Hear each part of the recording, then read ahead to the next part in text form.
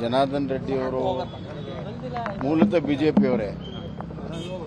ಒಂದು ರೀತಿಯಲ್ಲಿ ನಮ್ಮ ಕಡೆ ಹೇಳ್ತಾರೆ ಹಳೆ ಕಟ್ಟಿ ಹಳ್ಳಿ ಕಡೆ ಸೇರ್ತು ಅಂತ.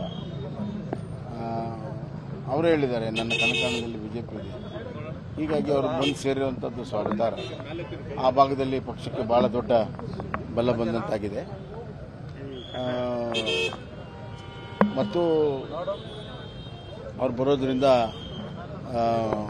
ನಮಗೆ ಕೊಪ್ಪಳ, ಬಳ್ಳಾರಿ, ರಾಯಚೂರು ಭಾಗದಲ್ಲಿ ಭಾಳಷ್ಟು ಅನುಕೂಲ ಆಗಲಿದೆ. ಇದರಿಂದ ನಮ್ಮ ಪಕ್ಷದ ಗೆಲುವಿಗೆ ದೊಡ್ಡ ಸಹಕಾರ ಆಗ್ತದೆ. ಇಲ್ಲ ನನ್ನ ಹತ್ರ ಏನು ಮಾತಾಡಿಲ್ಲ, ನನಗೇನು ಗೊತ್ತಿಲ್ಲ. ಆದರೆ ಅವರು ಸಾಮಾನ್ಯವಾಗಿ ಬಿಜೆಪಿ ಅವರಿಂದ ಯಾವುದೂ ಕಂಡೀಷನ್ ಇರೋದು. ಕರಡಿ ಸಂಗಣ್ಣವ್ರ ಬೆಂಬಲಿಗರೆಲ್ಲ ಬಂದಿದ್ರು, ಸಂಗಣ್ಣವ್ರು ಕೂಡ ಬಂದಿದ್ದರು.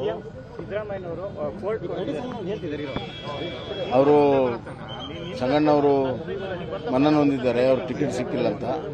ಅದಕ್ಕೆ ಎಲ್ಲ ಕ್ಷೇತ್ರದ ಬೆಂಬಲಿಗರು ಬಂದಿದ್ದಾರೆ. ಅವರು ಒಂದು ಹೇಳಿದ್ರು, ನಾವು ಬಿಜೆಪಿಯನ್ನೇನು ಬಿಡೋದಿಲ್ಲ, ಆದರೆ ನ್ಯಾಯ ಕೊಡಿ ಅನ್ನೋಂಥ ಮಾತನ್ನು ಹೇಳಿದ್ದಾರೆ. ಆ ನ್ಯಾಯ ಕೊಡೋದಕ್ಕೆ ನಾನು ನಮ್ಮ ಹಿರಿಯ ನಾಯಕರಂತ ಯಡಿಯೂರಪ್ಪರ ಜೊತೆ ಚರ್ಚೆ ಮಾಡಿ ಮುಂದೆ ಏನು ಮಾಡೋಕ್ಕೆ ಸಾಧ್ಯ ಎಲ್ಲವನ್ನು ಕೂಡ. ಹೌದು, 3 ಗಂಟೆಗೆ. ಜನಾರ್ದನ್ ರೆಡ್ಡಿ ಅವರು ಮೂಲತಃ ಬಿಜೆಪಿಯವರೇ. ಒಂದು ರೀತಿಯಲ್ಲಿ ನಮ್ಮ ಕಡೆ ಹೇಳ್ತಾರೆ ಹಳೆ ಕಟ್ಟಿ ಹಳ್ಳಿ ಕಡೆ ಸೇರ್ತು ಅಂತ. ಅವರು ಹೇಳಿದ್ದಾರೆ ನನ್ನ ಕನಕಾಣದಲ್ಲಿ ಬಿಜೆಪಿ ಇದೆ, ಹೀಗಾಗಿ ಅವರು ಬಂದು ಸೇರಿರುವಂಥದ್ದು ಸ್ವಾಗತಾರ್ಹ. ಆ ಭಾಗದಲ್ಲಿ ಪಕ್ಷಕ್ಕೆ ಬಹಳ ದೊಡ್ಡ ಬಲ ಬಂದಂತಾಗಿದೆ.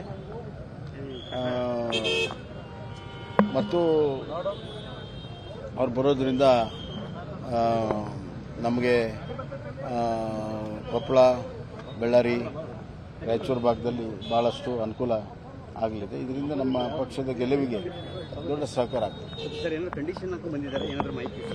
ಇಲ್ಲ ನನ್ನ ಹತ್ರ ಏನು ಮಾತಾಡಿಲ್ಲ, ನನಗೇನು ಗೊತ್ತಿಲ್ಲ. ಆದರೆ ಅವರು ಸಾಮಾನ್ಯವಾಗಿ ಬಿಜೆಪಿ ಅವರಿಂದ ಯಾವುದೂ ಕಂಡೀಷನ್ ಇರೋದು.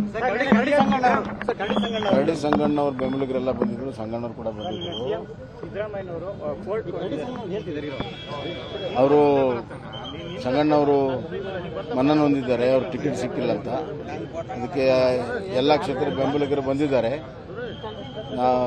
ಅವರು ಒಂದು ಹೇಳಿದ್ರು, ನಾವು ಬಿಜೆಪಿಯನ್ನೇನು ಬಿಡೋದಿಲ್ಲ, ಆದರೆ ನ್ಯಾಯ ಕೊಡಿ ಅನ್ನೋಂಥ ಮಾತನ್ನು ಹೇಳಿದ್ದಾರೆ.